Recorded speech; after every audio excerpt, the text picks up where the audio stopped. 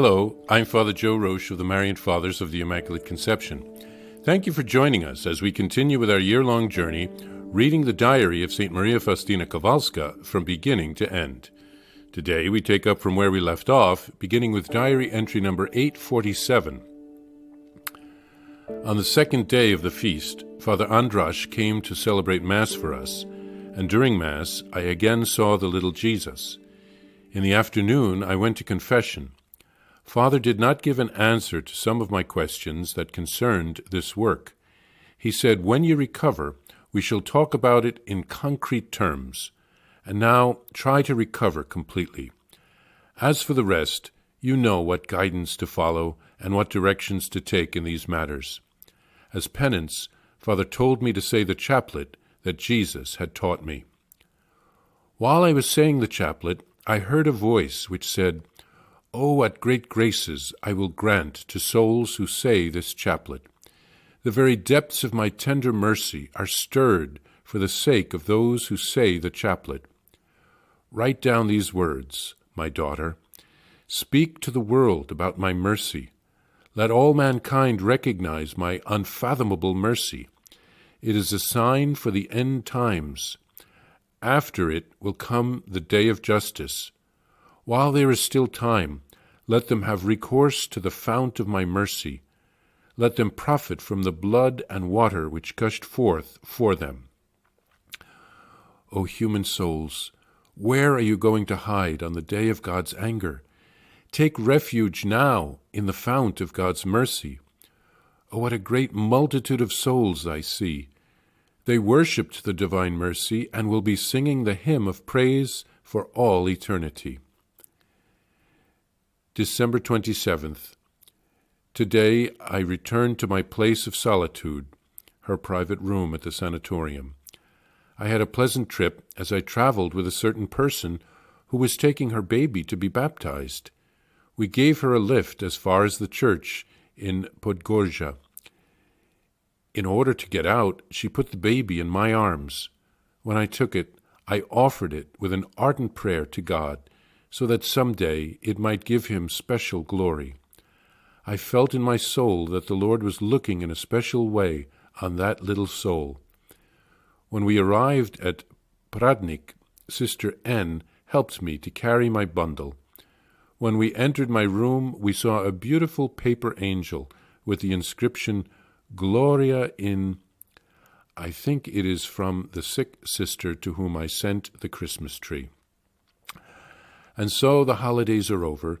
Nothing can still the yearning of my soul. I long for you, O my Creator and eternal God.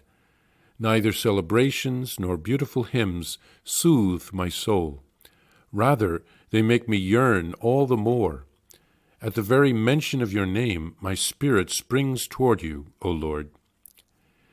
December 28th, 1936. Today I have started a novena to the Divine Mercy. That is, I place myself in spirit before the image and recite the chaplet which the Lord has taught me. On the second day of the novena, I saw the image, as it were, come alive, adorned with numberless votive lamps, and I saw great crowds of people coming there, and many of them were filled with happiness.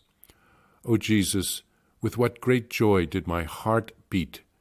I am making the novena for the intention of two people, namely the Archbishop Jalbrzykowski and Father Sopoćko. I am earnestly asking the Lord to inspire the Archbishop to approve the chaplet, which is so pleasing to God, and also the image, and that he may not put off or delay this work.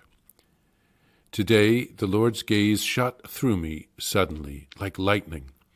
At once I came to know the tiniest specks in my soul, and knowing the depths of my misery, I fell to my knees and begged the Lord's pardon, and with great trust I immersed myself in his infinite mercy. Such knowledge does not depress me, nor keep me away from the Lord, but rather it arouses in my soul greater love and boundless trust. The repentance of my heart is linked to love. These extraordinary flashes from the Lord educate my soul. O sweet rays of God, enlighten me to the most secret depth, for I want to arrive at the greatest possible purity of heart and soul. On the day after Christmas, Father Andras heard St. Faustina's confession. He did not answer all her questions, but told her that after her recovery they would get into concrete matters. Her penance was to pray the Chaplet of Mercy. Jesus promises her that he will pour out great graces on those who recite the chaplet. God's mercy is how he is preparing the world for his second coming. After the time of mercy will come the day of justice. Let's take full advantage of God's mercy while we can. We all qualify. He came to save sinners. Jesus promised to protect those who proclaim his mercy. She returned to the hospital 2 days after Christmas. A religious sister took her in a taxi. The night before, someone had left a little baby at the convent gate. A sister found it in the morning, washed it, fed it, and took care of it, and a neighbor of the sisters, who had no children of her own, took the child in and went in the taxi with St. Faustina and the other sister, and they dropped her at the parish church to have the baby baptized. It is interesting that Faustina held the baby and briefly asked God's blessing on that baby. There are no coincidences with God. All is part of his plan. After she returned to the hospital, Faustina began a novena to the Divine Mercy. She prayed for the Archbishop to approve the chaplet prayer for public recitation and the Divine Mercy image, and she prayed for Father Sopochko. And finally, Faustina received a grace of seeing her soul and all its defects. She didn't grow discouraged from this or run away from the Lord, but she trusted all the more in his mercy. This is a very good lesson for all of us. We can't earn God's love, and we shouldn't be afraid of his justice. His mercy is available as a free gift. Let's ask for his mercy.